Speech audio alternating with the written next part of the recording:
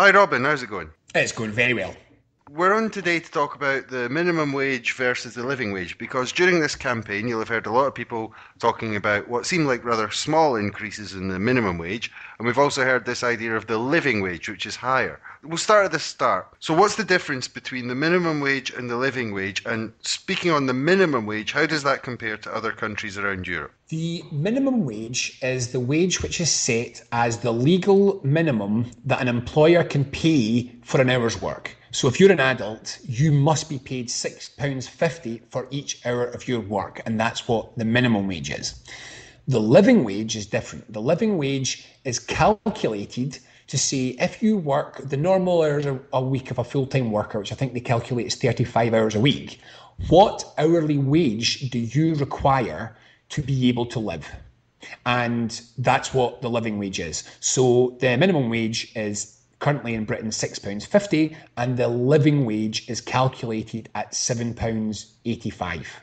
Now, to try and compare Britain and other countries is tricky because you have this complex thing whereby it's not just a matter of, for example, prices in the shops. You've got to look at housing costs, you've got to look at childcare costs. So all the sorts of things that you need to pay to be able to live come as part of the calculation for what a living wage is. I think, though, that we can certainly note the high levels of inequality in this country, the high rates of poverty, the incidence of food banks, the fact that Britain is the second lowest paid economy among the advanced economies. All of this suggests that Britain is not a particularly good place to be a worker. To understand what that means, the key thing is probably to understand that the majority of people who live in poverty in Britain now are not unemployed. So the majority of people who suffer poverty are actually in work.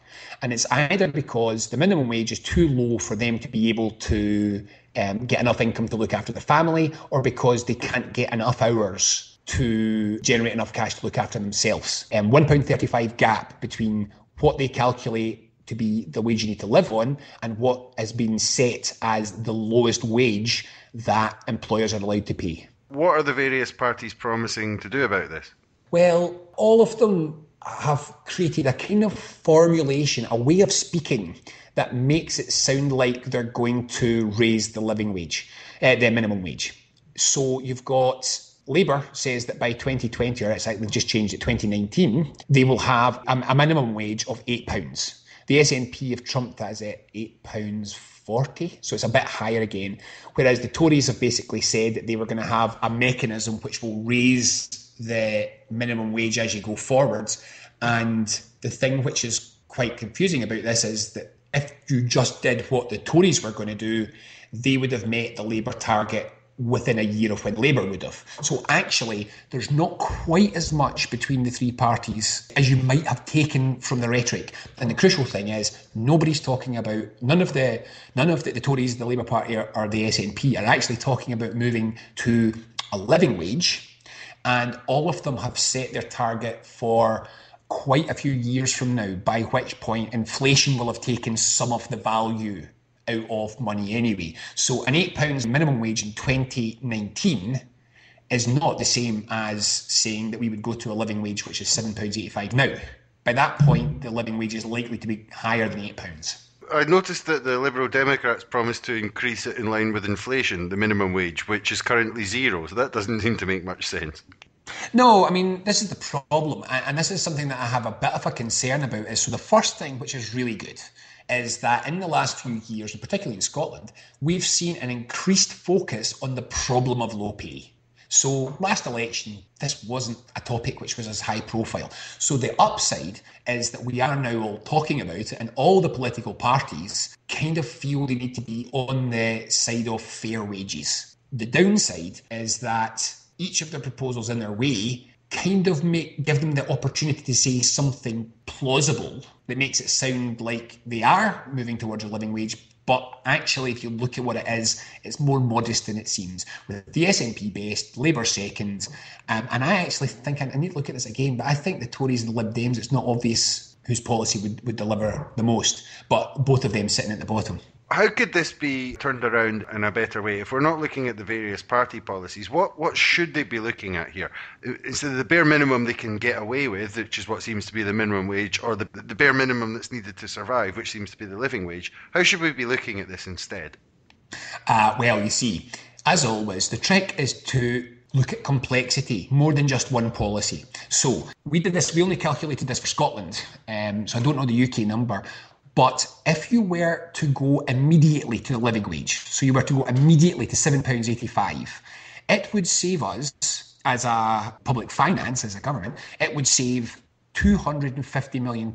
So £250 million would be saved because we wouldn't be subsidising low pay. So we spend £250 million subsidising low pay right now. What we should do is shift that away from the worker.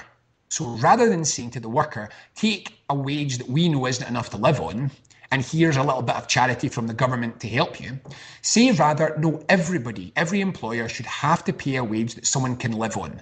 And then, because it is right to identify that in the economy we have a lot of smaller businesses and a lot of businesses in low margin sectors like tourism would struggle with the extra bill of a living wage. So but we've got £250 million with which we can help them.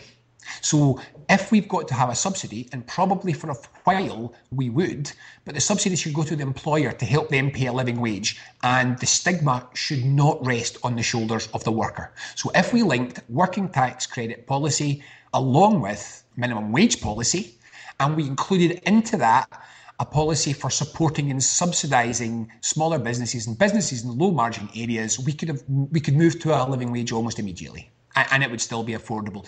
Big employers like the supermarkets, which are, well, I was going to say are very profitable. They used to be very profitable, but they could still afford to pay a living wage, big retailers. So then we would be able to use that money to support those that can't, and we'd get to a situation where the culture of employment, the culture of business was you have to pay a wage which people can live on. And surely that's got to be where we work to. Surely the destination has got to be that people who work full-time can afford to live. And that also seems to work reasonably well in other countries, the same idea. Or at least paying people enough to live on seems to work well in plenty of other countries around Europe. Well, one of the things which is difficult when you want to make these direct comparisons is there's so many elements. So you can't just, for example, relate wages to GDP, to the size of the economy, because housing markets are very different. So, the German economy is stronger than ours, but its housing market is much, much cheaper. So the affordability, how much you have to require to live on, it's quite complicated according to rates of inflation, costs of living, rates of GDP, and all sorts of things, available amount of work. So it's quite tricky to do direct comparisons. The one thing that we can say is that Britain has the second lowest paid economy among the advanced economies. We have a very low rate of productivity. We have a lack of the job sectors, the industry sectors which are associated with higher pay, such as manufacturing. We've got much lower levels of those jobs in the economy and higher levels of lower paid service sector jobs. So we don't compare well with a lot of countries, and the spiral of low productivity, low pay jobs, and the poverty that comes from it, and the need for the public purse to sustain it, which puts pressure on the public purse, and so on, it's kind of like a little death spiral. And what we need to do is get out of it. What we need to do is say, the first step in this is get to a living wage, and the second step is rebalance the economy. That's why Germany's doing better than us, bluntly, is a better balanced economy and much less subsidy towards workers. Okay, thanks for coming on, Robin. No problem at all.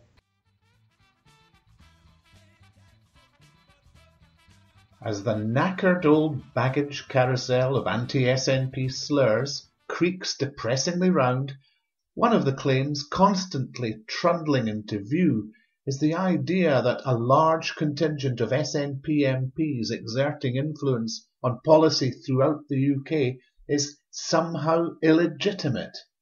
But hang on, what about all those warm words we got from the Ministry of Patronising Pish? We want you to lead the UK, not leave it. Did we miss the small print again? Sorry, chaps, you're only allowed to lead it where we tell you, and just to make sure, we'll be standing behind you with a cattle prod.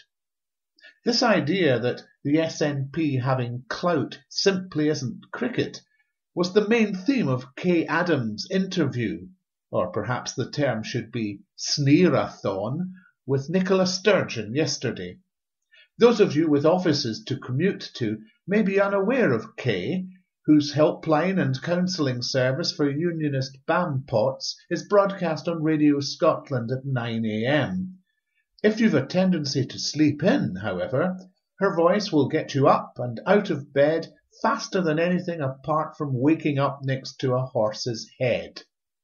Yesterday, Kay managed to be snooty, condescending, dismissive, passive-aggressive, hostile, and often all five at once, but that's like saying water is wet.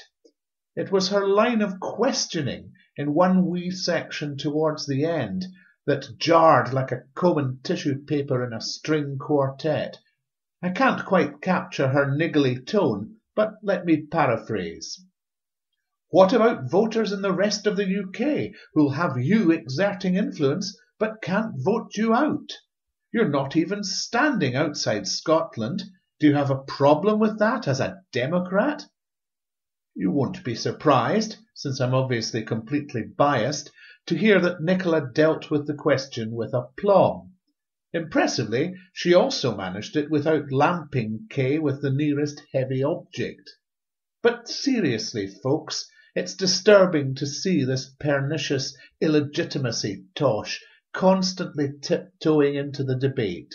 A block of even 59 MPs out of 650 in no way constitutes illegitimate influence, unless the other 591 are cardboard cutouts, too stupid or obsessed with duck ponds to do their jobs properly.